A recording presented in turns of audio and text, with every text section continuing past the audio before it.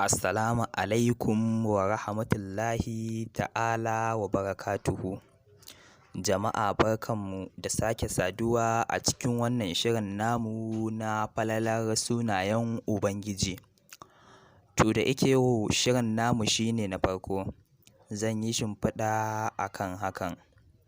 To kamar yadda kuka sani su sunayen Ubangiji masu girma.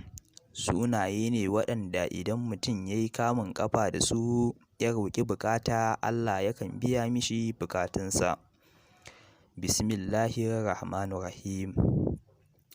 Huwallahu allazi la ilaha illa huwa. Shi ne Ubangiji wanda ba wani abin bauta da gaskiya sai shi kaɗai. Ar-Rahmanu. Ar-Rahmanu fassarar shi mai kyauta. Ana karanta ya Rahmanu sau 100 bayan kowace sallar farilla. Amfaninta saboda maganin mantuwar karatu a wajen ɗalibi da ma wasu abu mai muhimmanci insha Allahu. Idan ɗalibi yana samun mantuwar karatu da an biya mishi sai ya mance. Idan yana karanta Ar-Rahmanu ƙafa 100 bayan kowace sallar farilla. Insha Allahu Allah zai biya mishi buƙatarsa kuma dai zai daina manta karatu da izinin Allah.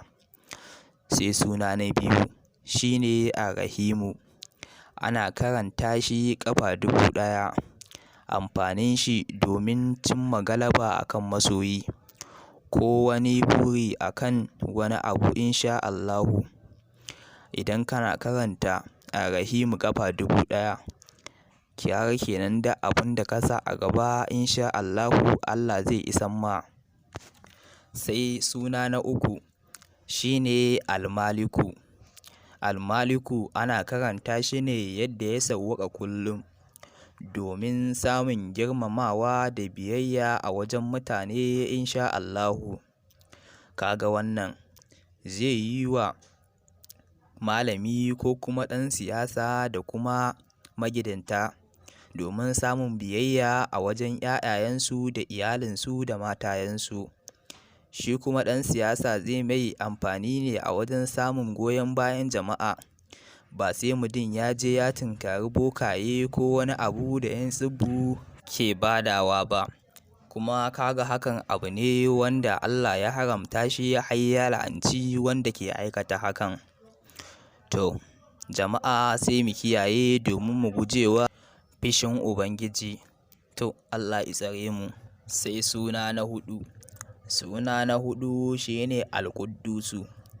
Al-Quddusu ana karanta shi ne ƙafa 100 kullum domin mara lafiya zai samu sauƙi a wajen Allah insha Allahu.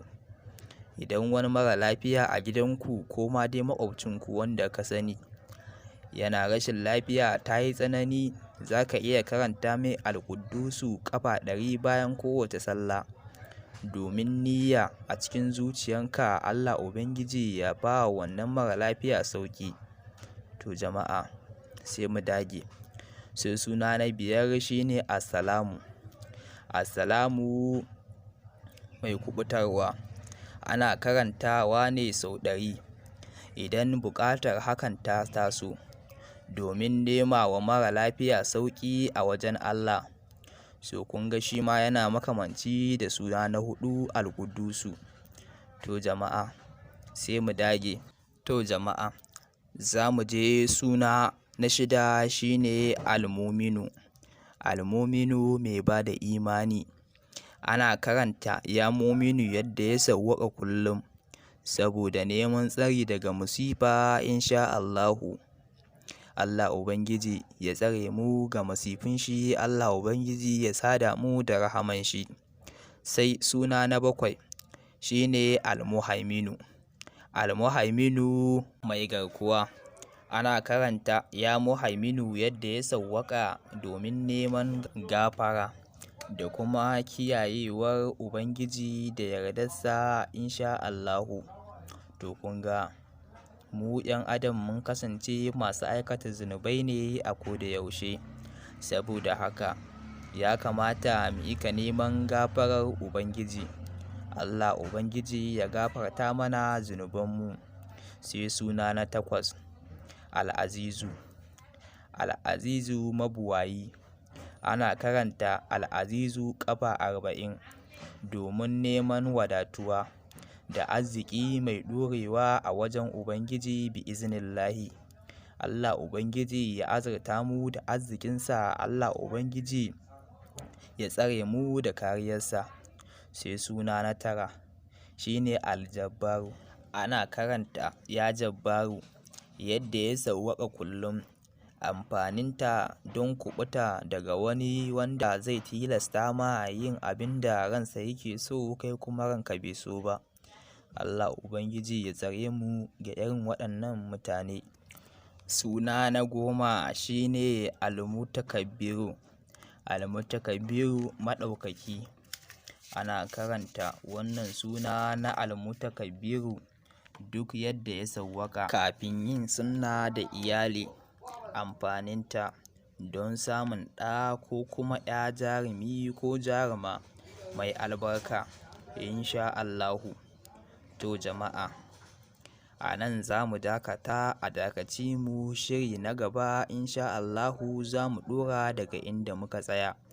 Sai dai idan shine wannan zuwanka na farko wannan tasha tamu, ka danna mana subscribing, sannan ka danna mana alamar ƙararrawa domin samun shirye-shiryenmu da zarar mun ɗora.